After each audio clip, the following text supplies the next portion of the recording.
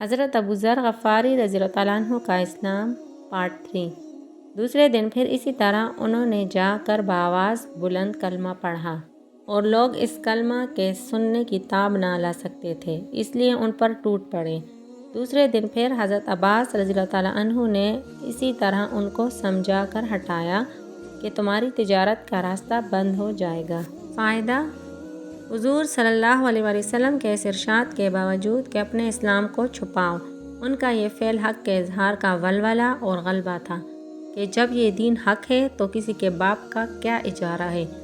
جس سے ڈر کر چھپایا جائے، اور حضور صلی اللہ علیہ وآلہ وسلم کا منع فرمانا شفقت کی وجہ سے تھا کہ ممکن ہے تکالیف کا تحمل نہ ہو، ورنہ حضور صلی اللہ علیہ وآلہ وسلم کے حکم کے خلاف صحابہ رضی اللہ تعالیٰ عنہم کی مجال ہی نہ تھی،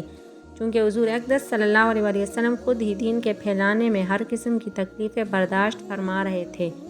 اس لیے حضرت ابو ذر رضی اللہ عنہ نے سہولت پر عمل کی بجائے حضور صلی اللہ علیہ وآلہ وسلم کے اتباع کو ترجیح دی۔ یہی ایک چیز تھی کہ جس کی وجہ سے ہر قسم کی ترقی دینی و دنیاوی صحابہ کرام رضی اللہ تعالیٰ عنہم اجمعین کے قدم چوم رہی تھی، اور ہر میدان ان کے قبضے میں تھا کہ جو شخص بھی ایک مرتبہ کلمہ شہادت پڑھ کر اسلام کے جھنڈے کے نیچے آ جاتا تھا، بڑی سے بڑی قوت بھی اس کو روک نہ سکتی تھی، اور نہ بڑے سے بڑا ظلم اس کو دین کی اشاعت سے ہٹا سکتا تھا۔ سبحان اللہ۔